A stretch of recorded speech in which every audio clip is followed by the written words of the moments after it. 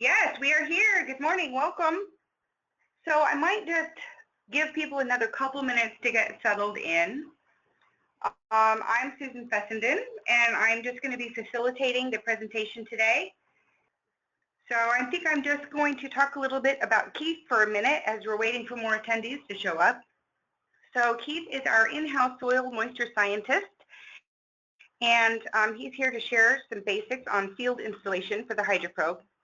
Keith obtained his master's in environmental engineering after his bachelor's in chemistry, and he's a certified hydrologist. He has multiple papers published in peer-reviewed publications and has been a textbook contributor in his field. So yeah, he's pretty smart, and we're fortunate to have him on our team. Much of his background is reflected on LinkedIn, so be sure to connect with him and his network if you haven't already. And then you can enjoy reading some of his very enthralling papers. Yeah, they're all pretty exciting, I guess. Okay, well, thanks, Susan, and thanks for everyone joining us today. Today, this talk is going to be about field installation of soil sensors in meteorological stations.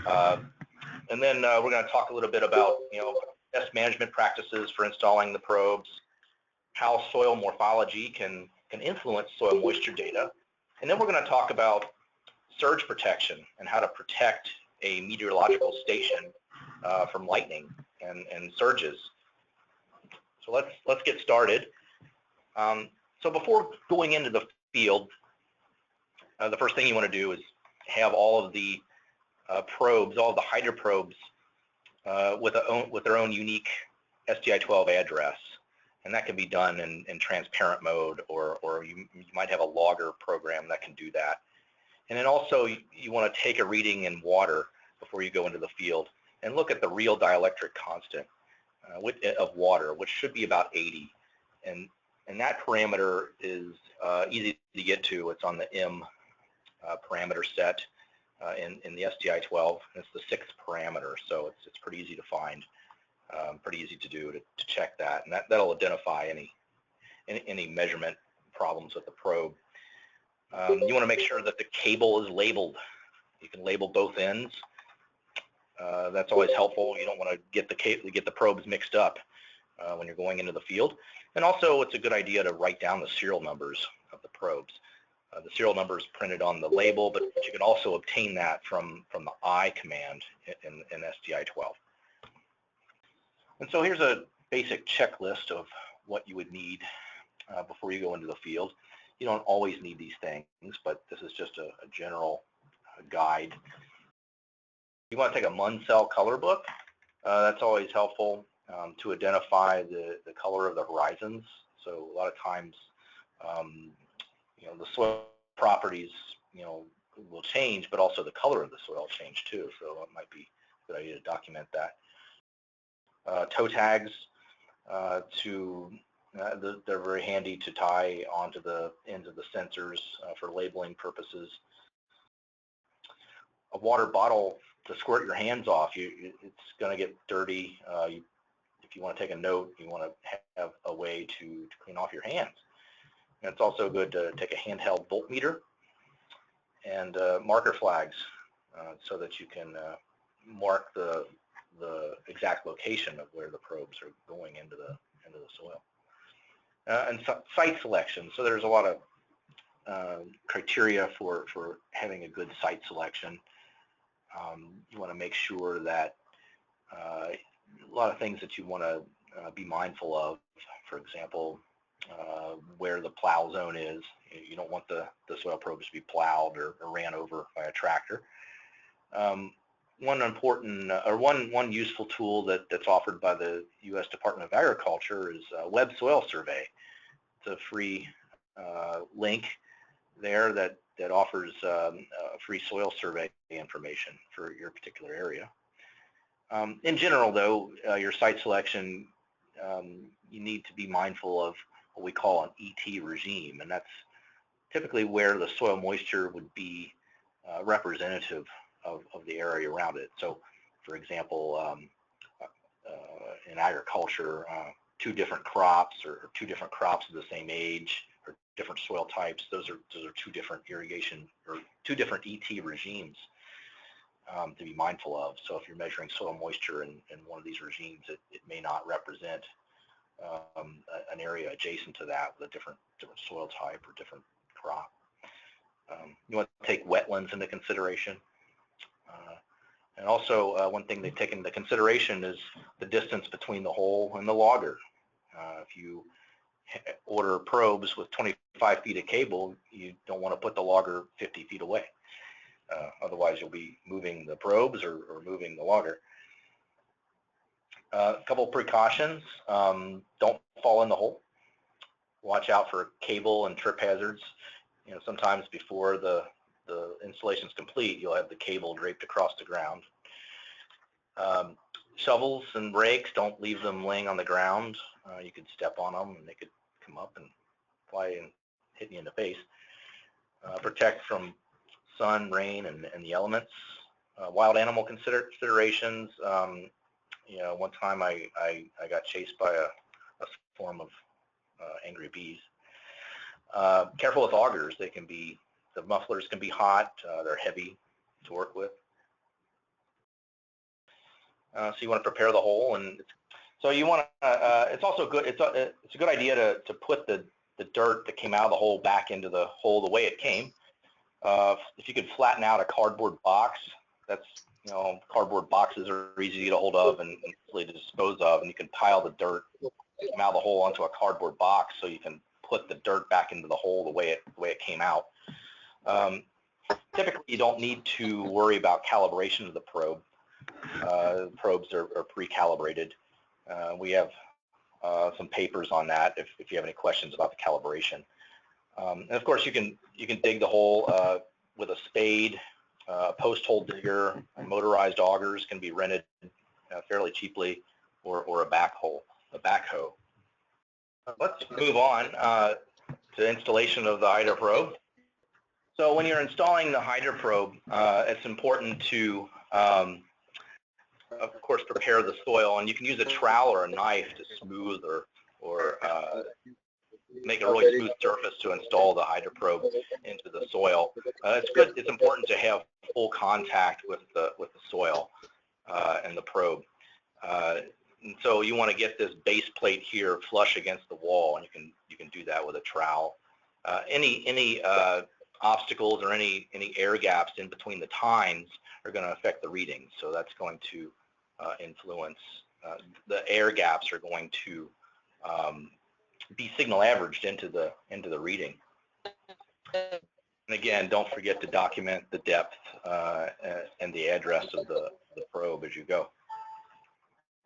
So here's a diagram of the installation. So you want to you can install the probe horizontally, and that's important mostly, you know, in the top meter of soil, is to have it installed horizontally, where the tines are horizontal. That way the head of the probe isn't going to influence the wetting front.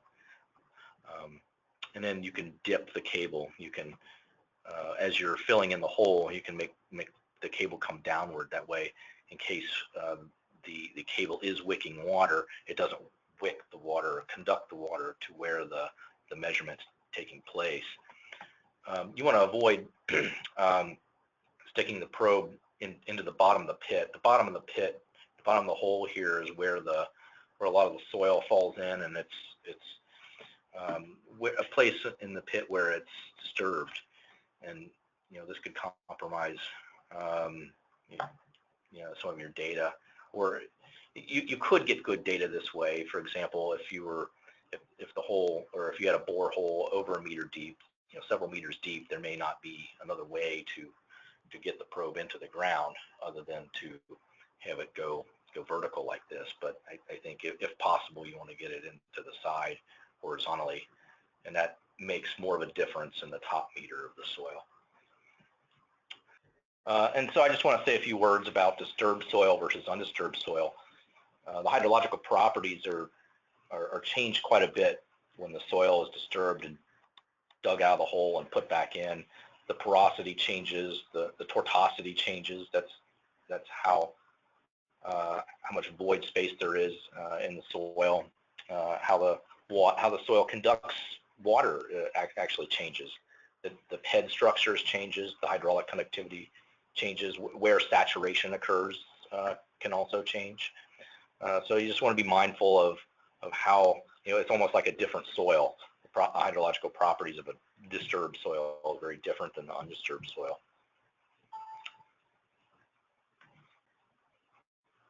And then, before you backfill the hole, it's a good idea to check the voltage with a voltmeter to make sure you have 12 volts on the STI-12 bus.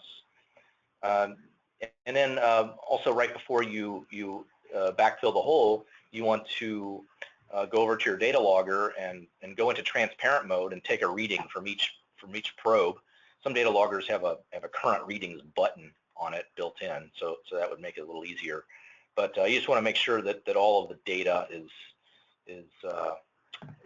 reasonable before you backfill the hole, just to identify any potential problems. And then, and again, in the M parameter set in STI-12, soil moisture is the first parameter, bulk EC is the second parameter, and soil temperature is the third parameter. And again, you can dip the cable, as we showed in the previous diagram. And then you can also run the cable through conduit. This is optional. Sometimes that can be helpful. It doesn't necessarily need to be in a conduit. The cable itself is direct burial grade cable, but this does offer a little bit more protection.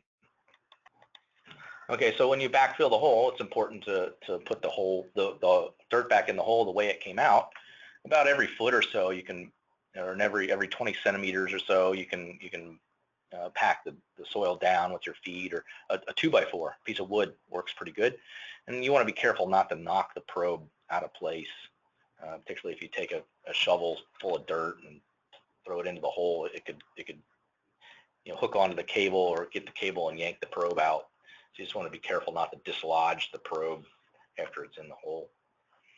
And then you want to coil your wires, your cables properly around the enclosure.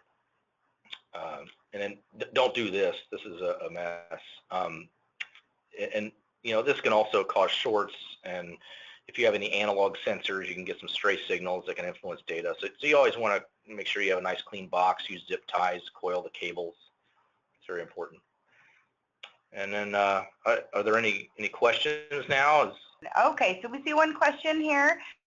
Trying to confirm 2 inches by 8 inches by 20. And another person asking, how do we know the probes have full contact with the soil? So we'll shoot for those for now. Well, you can look at it. One thing that helps to bring into the field actually is a flashlight. We probably should have put that on the list of things, because if you have a small hole, it's good to see. You can also see the head structure of the soil, but you can also see if the probe is pushed all the way into the soil. You could use bentonite. Another question here: you could use bentonite to seal where the cable exits the ground. If the cable's running out laterally, you could go into conduit and you can seal that with conduit. All right, so we're going to a couple more questions. Typical deployment depths, if you can review that. Yeah, that's all depends on the scope of your project and the question that you're trying to answer. There's several strategies there with depth.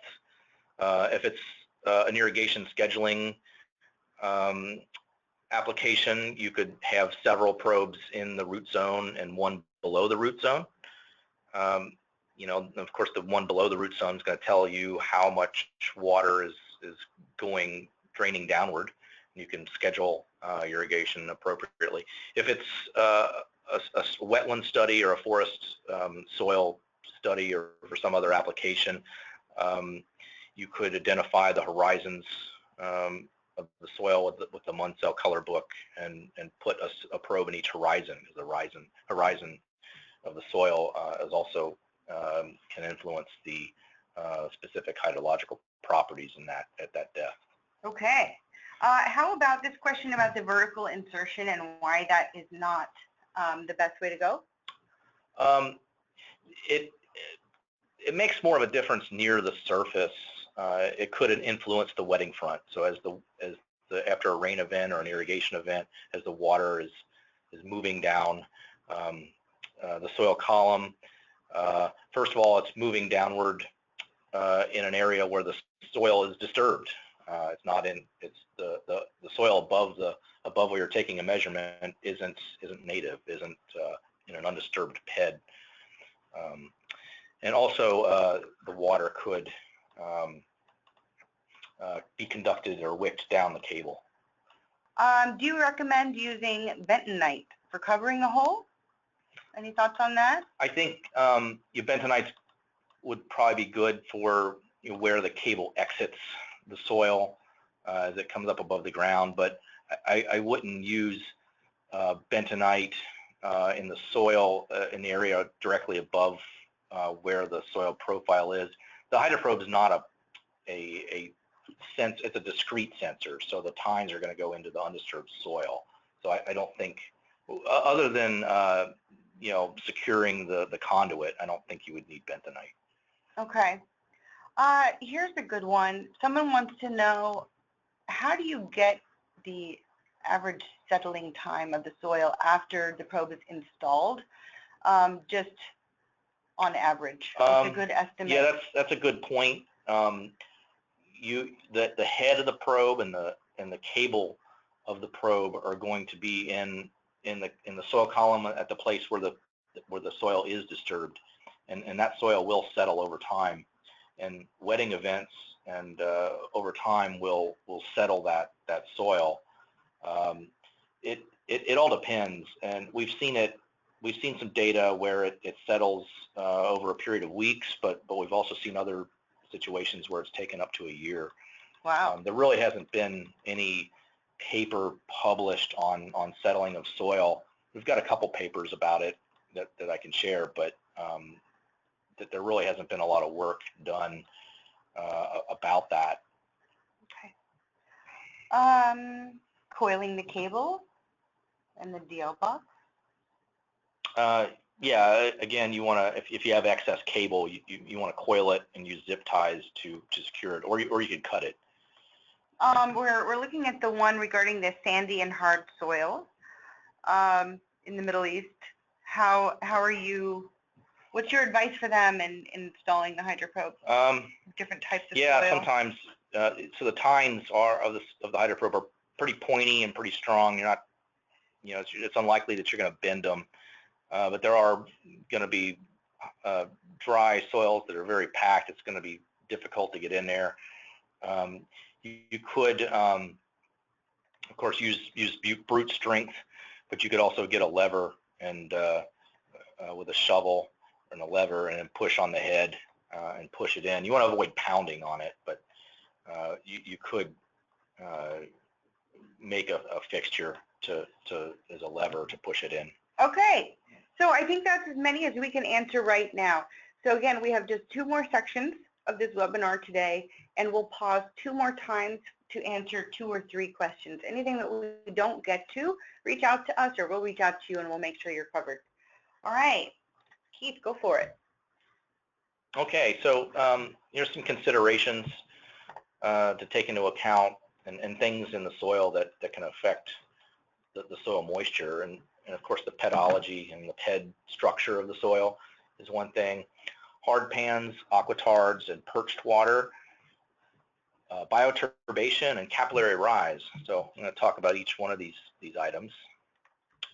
And so PEDs and pedology, a PED is a unit structure of soil that forms from wetting and drying events.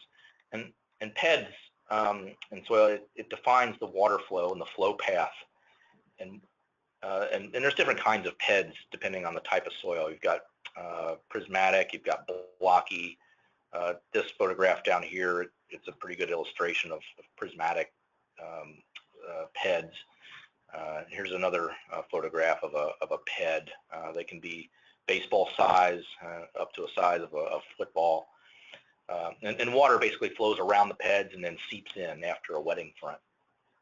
So again, the hydroprobe is going to capture this hydrology, and what can happen is you can have macropores that develop around these PEDs, and if you have a hydroprobe in between two PEDs, you could be capturing a macropore that could be drier than what you would expect, or wetter when that you would expect during a wetting event. And it's not a big deal really. You may see this in the data. You may see the influence of this, and in general, you want to get the soil in the middle of the PED. That's not always easy to do because you can't always see them when you're digging the hole. And again, you could bring a flashlight that would help see the PED in the hole as you're installing the probe. But if you do get, it's usually not a big deal. It's just you can kind of see it in the data a little bit. And I do have a slide later on that can show that. Vertisols, shrink swell clays, smectites. These are soils that expand and contract with water content. Here it's probably more important to get the probe in the middle of the PED. If there are, what can happen is if the soil is drying out and it's retracting, you can get an air gap and get a macro pore in the soil, and you'll see that in the data. In this case, you want to make sure that you get the soil in the PED and get good full contact with the soil. And if you again with a lot of these situations, if you see a lot of anomalies in data, it may be helpful just to relocate the soil relocate the sensor to another place where you can collect better data. Hard pans, aquatards, perched water. An aquatard is a layer in the soil where water can bunch up and not penetrate, or penetrate very slowly, and you can have what's called perched water, which is water that can kind of get bunched up on top of this aquatard.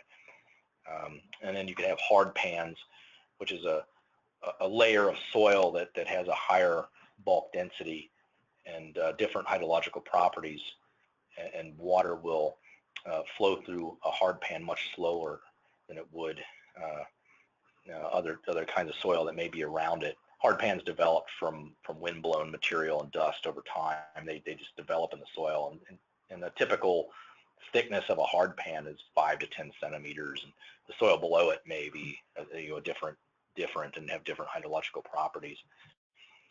So these are just things to look out for. If you see a probe that's staying saturated all the time, it could be in some perched water, or if a probe is staying drier than what you would expect, it could be under an aquatard. Bioturbation. This is a term we use when animals or vegetation dislodge the probe. A tree root could grow through the tine assembly, or it could. I've even seen tree roots bring soil sensors to the surface.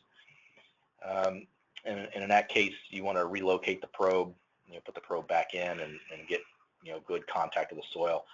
And also, animals can burrow around the tines. If that's the case, you want to relocate the probe, and you can see that in the data. If there's big fluctuations in the data, that could be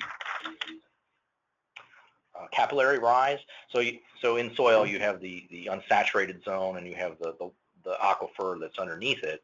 And the area between the aquifer, the water table there, and the soil, the unsaturated zone, is called the capillary fringe. And this is where capillary forces will actually draw water up from the aquifer and saturate the soil. And in most cases, it's small. It's a few centimeters, but there have been some studies, and I've seen some data where the capillary fringe gets huge and gets over a meter, and that could be seasonally. Very seasonal. So those are the things to be mindful of. Salinity, high salinity will impact the data. If you're in very saline conditions, you may want to relocate the probe. So the hydroprobe's tolerant and won't be influenced by salinity to a point, but you can cross this threshold. Typically around 10 decisiemens per meter is pretty severe. So what if the probe is non-responsive? You want to check the wiring. Certainly if a wire came off, sometimes it's easy to bust a screw terminal when you're tightening it down too tight and you lose connection. You want to make sure that all the probes on the bus have a unique address. Power, you can check with a voltmeter what the power is on the bus, powering the probes. Communicate with the sensors individually in a transparent mode. One item here is the SDI-12 Explorer. This is a USB to SDI-12 adapter that you can independently test a SDI-12 sensor with in the field. And also, again, communicate with the sensors individually is always helpful. It also,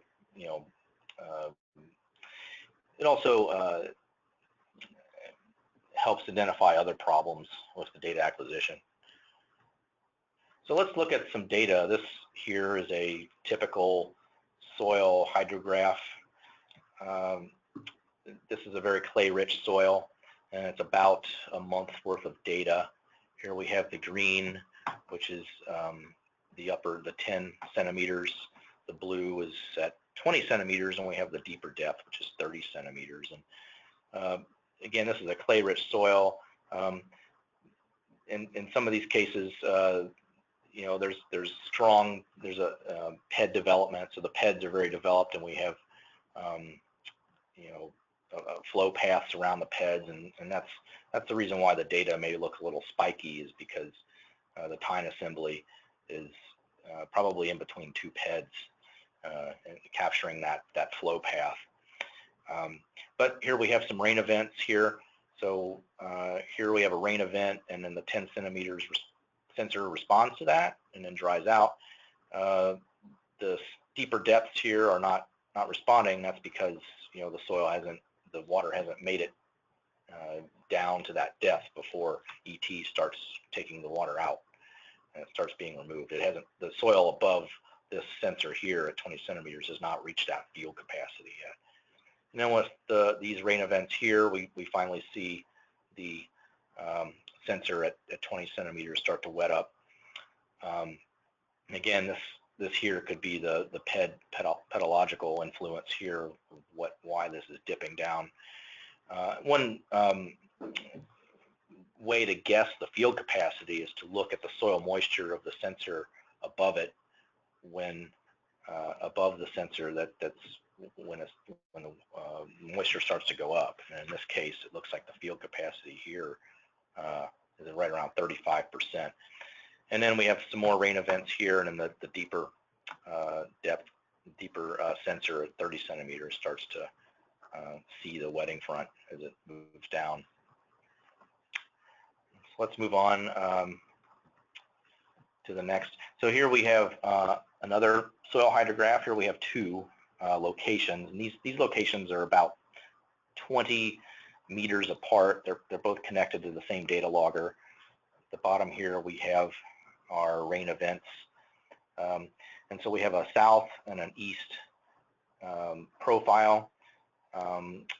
Two totally different soil types, very close proximity, and so the south profile is a very, very clay-rich soil, a paleosol, and the east is a very sandy soil. It's an alluvium, and the data logger is right in the middle. And so the point here of this slide is just to demonstrate that soil can vary greatly laterally over a short distance. These are two totally different soil types side by side. And so let's look at the data here. So our east, which is our sandy soil, it's responding to every single rain event very dramatically, reaching saturation and then quickly draining. It looks like the field capacity is very low, under 20%, 20% or so, which is common.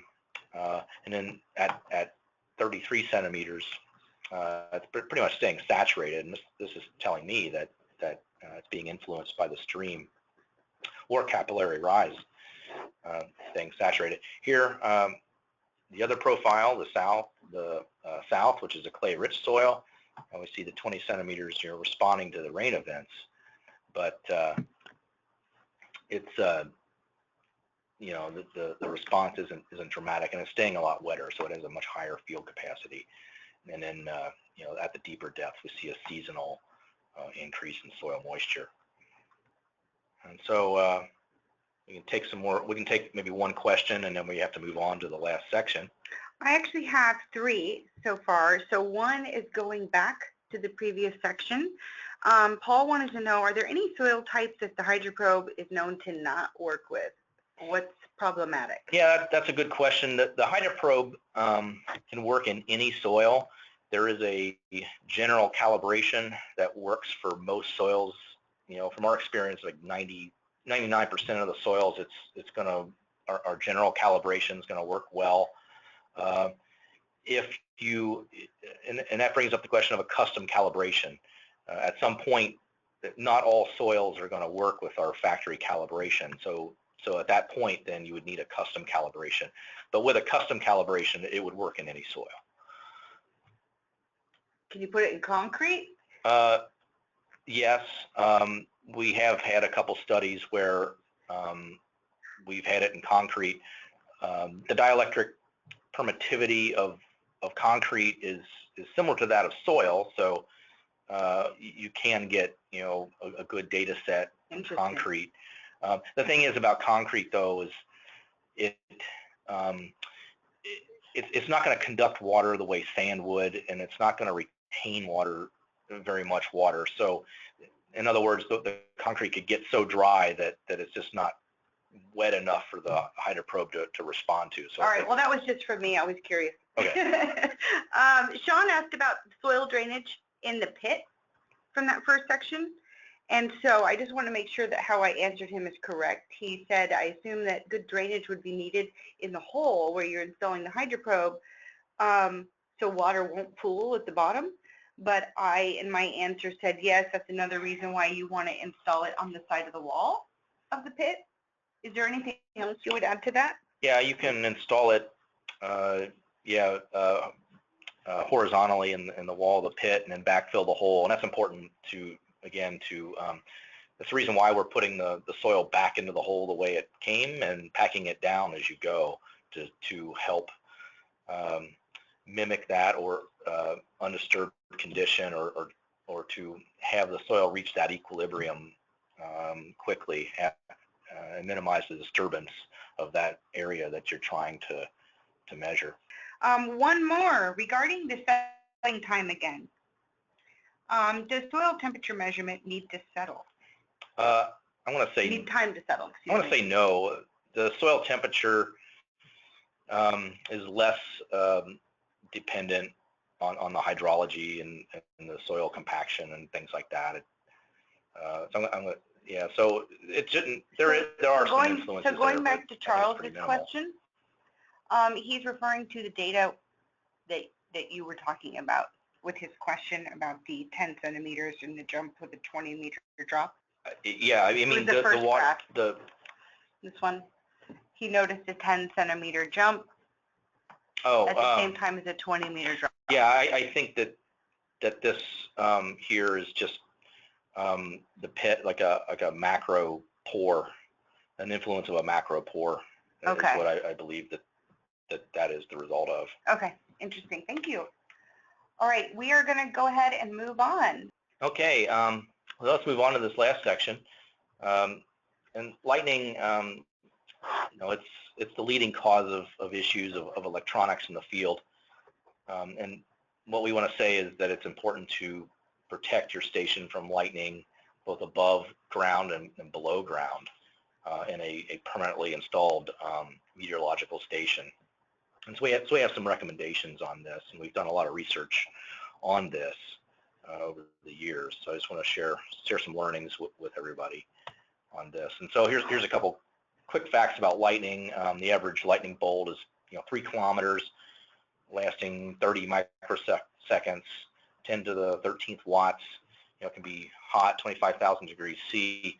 But the last point here is what's most important is that a transient voltage surge, or what's also called a earth current transient, can travel through the soil up to 75 kilometers. So a lightning event can actually send a voltage surge through the soil many, many kilometers. Lightning occurrence is very regional.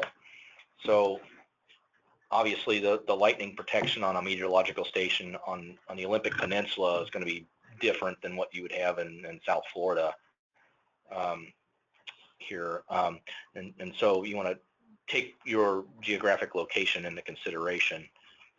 The more protection you have, in areas down here, probably want to protect your meteorological station to a much greater extent than up here in the Pacific Northwest. And so different kinds of soils and different kinds of materials conduct electricity differently. And the soil sensor that's in the most conductive media is the one that's at most risk. And here's a table here showing different geological media and different soils and what their conductivity is or their resistance is. And we see in general that sand is much more resistance or less conductive than clays, and clay in general is more conductive than sand, and the sensors that are in clay are more susceptible to surge damage than in sand. And that's mainly because clay can hang on to more water. It can hang on to charged conducting ions that can conduct that surge. Also, in most soil morphologies, the clay content can increase with depth. So what we've seen is, probes that have damage are usually the deeper ones for that reason. And so it's important to protect above ground and below ground. And as I mentioned on that last slide, earth current transient, those can travel, many kilometers underground. And most of the probes that are damaged by lightning, it's caused by that. It's caused by the surge propagating through the ground. The surge is taking the path of least resistance, and it's finding that metal tine assembly and entering into the probe and damaging the circuit board or traveling up the cable. While the hydroprobe can sustain surge up to 4,000 volts, of course, earth current transients can be much higher than that. So we're going to talk about how to protect below ground. So above ground, you can install dual dissipators on your weather station, and you can use automated hose clamps such as these to connect a grounding cable to a grounding rod. And this diagram here shows how to protect below ground. So here we have, in this diagram, we have 5 grounding rods surrounding the soil profile. This is looking down. So here we have the hole, the hydroprobes in it. The grounding rod should be 2 to 4 meters away from the hole and pounded 2 meters deep. The reason why it's so deep, it again, as the surge is propagating through the ground, it's going to take the path of least resistance, and it can be intercepted by one of these rods and get shunted to ground. Each one of these rods is connected with a thick copper cable that's hose clamped to it, and then you can bury the copper cable a couple centimeters deep, so it's not a trip hazard. And then you're going to run this cable back to your logger station. So the strategy here is to again surround the pit with grounding rods. As the surge is propagating to the ground, it hits the grounding rod and gets shunted to ground below the soil profile, or hits the grounding cable and gets shunted to ground at the logger station grounding rod. Here's basically the same diagram, only it's a little more three-dimensional.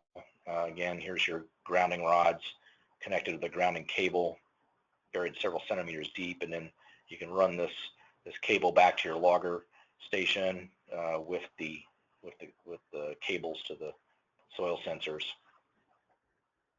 And here we have the grounding station. So the logger station should have its own separate grounding rod. Again, the same 2 meters deep. And this is grounding rods are a standard length of 2 meters or 6 feet. They can be purchased at most hardware stores. And this cable here can also be purchased at a local hardware store, as well as the hose clamps to secure the electrical connection between the wires and the grounding rods. Also, here's your dual dissipators that can be mounted on the mast. It too is connected to the grounding system with a copper cable and hose clamps. Many data loggers have grounding lugs on them. You can ground that lug, you can run a wire out from that lug and connect it into the main grounding system here for the station. And also many enclosures have metal back plates.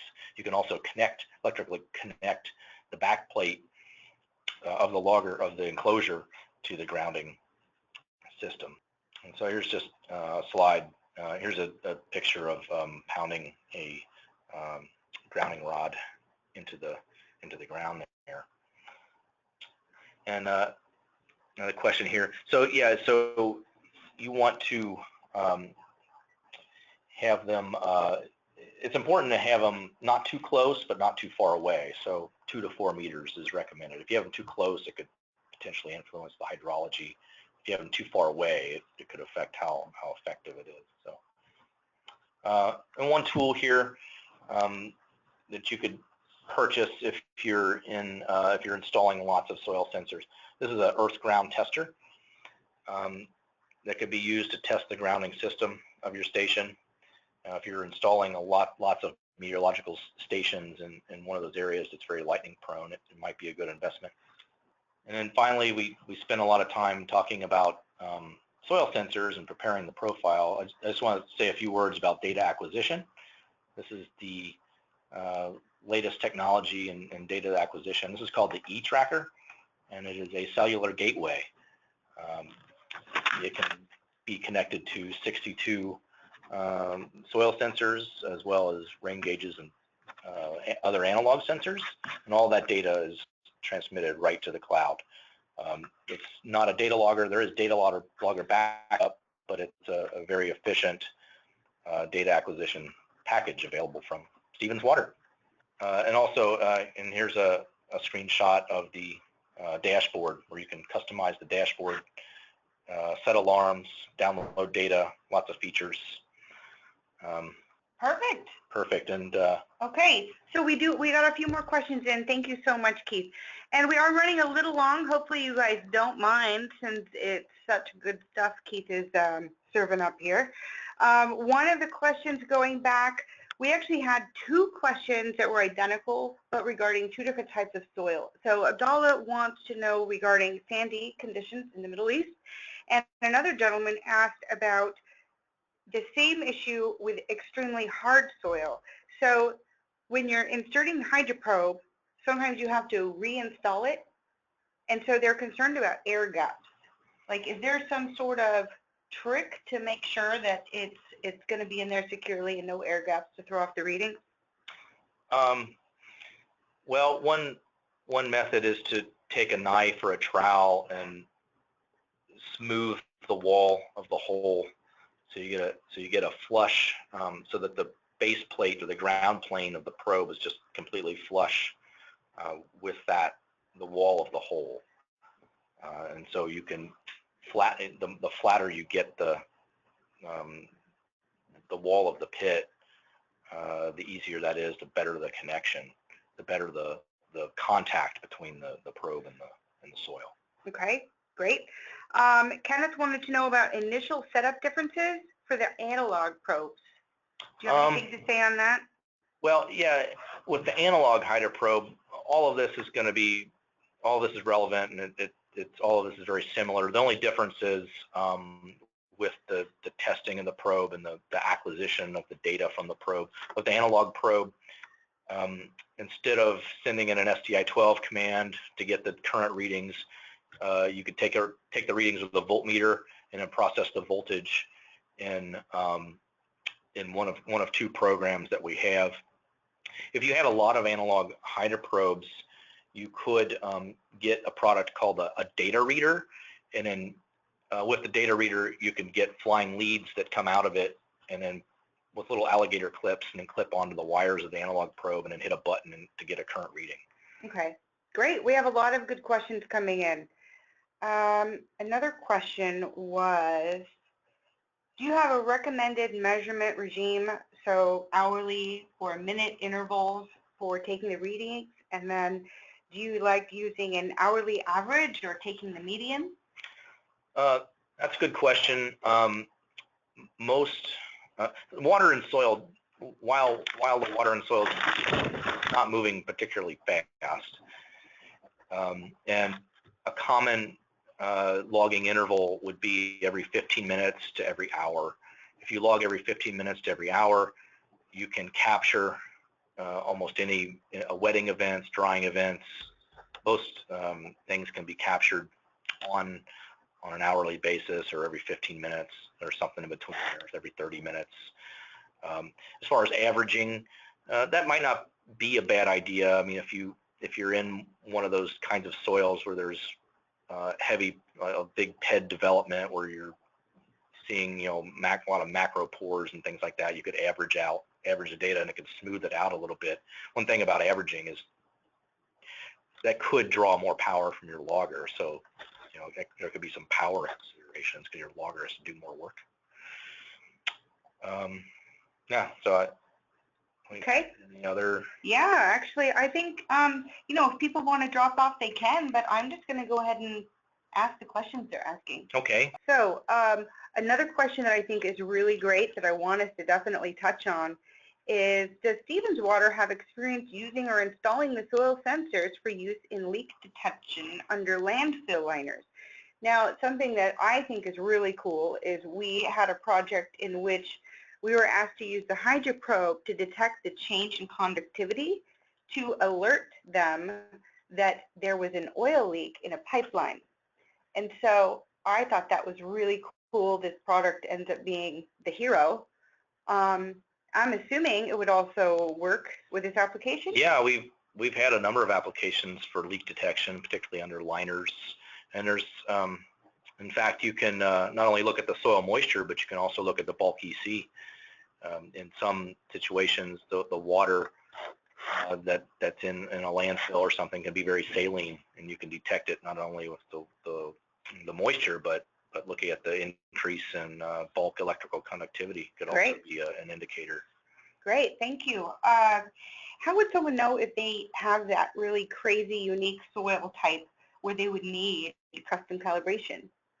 Well, I would recommend, if you do suspect that, collecting the real dielectric permittivity, the raw real dielectric permittivity, in addition to the soil moisture. That way you have the parameter where that you can use to recalibrate, and then you can go back and recalibrate the data if you have a better calibration. So first off, you want to collect that parameter in case you need it, and so after you do that, how would you know?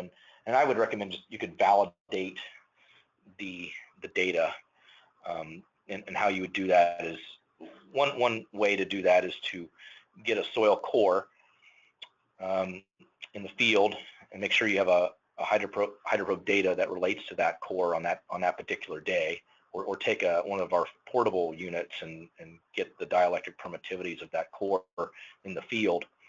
Have a known volume, put it in a Ziploc baggie, and then take it back and dry it down and look at the weight and the volume, and then get the calculate the volumetric water content gravimetrically, and then see if that correlates well to the reading of the probe, and if it does, then you don't need any further work there. The calibration's good, and if it's off, it's highly variable.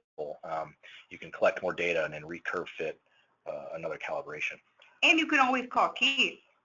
And we can help you out with that. If you want to send us some data, we can look at it and make some recommendations. So absolutely. Yep. Yeah, so as far as custom calibration, there's a lot to be said there. Typically, you don't need to, but if you do, in fact, this is probably a topic for the next webinars is custom calibrations, when you need it and when you don't. So it's a whole topic in and of itself, I think. Yeah. Well, maybe that's a good subject for a future webinar. So any tricks regarding installation into extremely stony soils and compacted mediums? Yeah, so there's several schools of thought on that. You can install the probe, and if you're in a really stony soil, you're likely going to get a stone in between the tine assembly, and you're going to be averaging that water content of that stone into the reading. And you know, I've spoken with a lot of hydrologists in the past, and you know, looked at the scopes of different studies and things, and sometimes that's okay. Sometimes that, you know, the hydraulic, like that rock in the soil is part of the soil, and maybe it's a good idea just to take that into consideration because it's a feature in the soil to begin with. Or you can just be careful and find a location in the soil where there aren't rocks. Okay. This is a really good one. I can't wait to hear what you're going to say. How do you know if you have damage from the lightning? So my answer would be the hydroprobe is so bulletproof that that's pretty much the only thing that would render it dead. That's how you would know. So if I'm assuming there's a better answer. So if it's dead, you know, if it stops collecting data, you want to go into the field. You want to first try to talk to it in transparent mode. You can unwire the other sensors from the bus and try to talk to it in transparent mode directly without anything else connected to the sensor. And go through the normal troubleshooting of with the voltmeter and everything. Sometimes, you know, lightning has different effects, and there's different modes of failure with that. It could short something, so you could look at the current. You could put the voltmeter in series with the power wire and turn the voltmeter to amp mode, and then see how much current it's drawing. If it's drawing more than 1 milliamp, if it's drawing like 100 milliamps or something, then there's a short. Or if the data is just wonky, just not realistic, then maybe it damaged the surge damaged the semiconductors and the electrical components inside the probe. So we'll do just 3 more and wind up. It looks like a couple people are taking off. How do you figure out what trigger points would be for an irrigation event? Can you use benchmarks based on soil type? Or is that something they would need to call and talk to you about? Yeah, or? So for irrigation scheduling, there's 2 ways out there that people do. And one is a qualitative way where they don't really look at the soil moisture values directly. They just look at the rise and fall of the soil moisture after irrigation events, and they just draw a set line, and you know, through experience and other factors, you know, come up with an irrigation schedule. Or you can do what they call scientific irrigation scheduling, where the soil is well understood. You know where the field capacity is. If you know where the field capacity is, that is actually your soil moisture target, and you would irrigate to where you're not going significantly over field capacity, but you're not going below, or not approaching permanent wilting point. So it's a combination of the scientific irrigation scheduling is a combination of, you know, the type of soil you're in, and also the crop, how much the crop can, what's called the maximum allowable depletion, or MAD value, of how much of that available water capacity can be removed from that regime. Okay, so I'm going to go ahead and go back of my word. We're going to answer 3 more. Has there been research that you're aware of for alternative installation styles? So 1 hole for each probe, opposed to 1 larger hole for multiple probes. This would allow for smaller holes. Another example, refilling with bentonite. Again, talking about that, and not just using it at the surface. Yeah, so you know, there's nothing wrong with, you know, having multiple holes and having a sensor in each hole, you could do that. You know, most applications. That shows that one method is better than the other? Not that I know of. Okay. And as far as bentonite, yeah, I mean, most people just fill the hole with the soil that came out of it. Now you could put, you know, bentonite on the surface to act as like an aquatard on that disturbed soil where the cable and the head of the probe is. Okay. I don't really have a whole lot of information on that, but it might be a good idea. Okay. Kent is asking, is the analog probe more robust with respect to electrical pulses, especially with lighting? The lightning protection on the analog probe and the lightning protection on the digital probe are the same. Okay, great.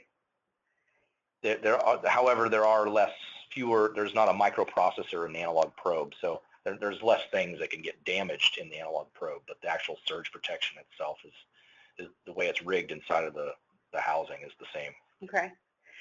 Someone wants to know about our help desk and support options. Yes, we do have Zendex application on the support section of our website, but, you know, we're also here. You know, one of the cool things about us is that we are small and we're available. So Keith is at your fingertips, and you don't need to hesitate to reach out, ask us questions, or email us, and we're happy to get back to you. And, you know, we also have the support at stevenswater.com that works, and we are on it constantly. Secondly, someone has asked about the Eat Tracker. Yes, it's definitely going to be something that's in a future webinar because the capabilities are so amazing. It's really just taking everything to the cloud and putting all the information at your fingertips with a dashboard. It's pretty cool. We've invested a lot in the technology, and we're very excited about it. Gosh, what else? So again, you know, Keith has worked with us in the Hydroprobe for over 10 years, and he was involved in rigorous testing and training and even the Muddy Boots field installations. So he really is the expert, and we feel very strongly about our Hydroprobe, and I think that's why we have thousands of them sold every year, and they're installed all over the world. So we're very proud of it. Any final words? No, thanks, Susan, and I want to thank everyone for joining us today. Hopefully this was helpful, and again, you can contact me directly if you have any questions, or you can, the Stevens info line is also a good source, and we can get your questions answered. Again, thanks for joining us, and we recorded this, so we'll be distributing the recording. So we'll see you next time. Thank you so much for your patience. Have an awesome day. Thanks, and have a great day.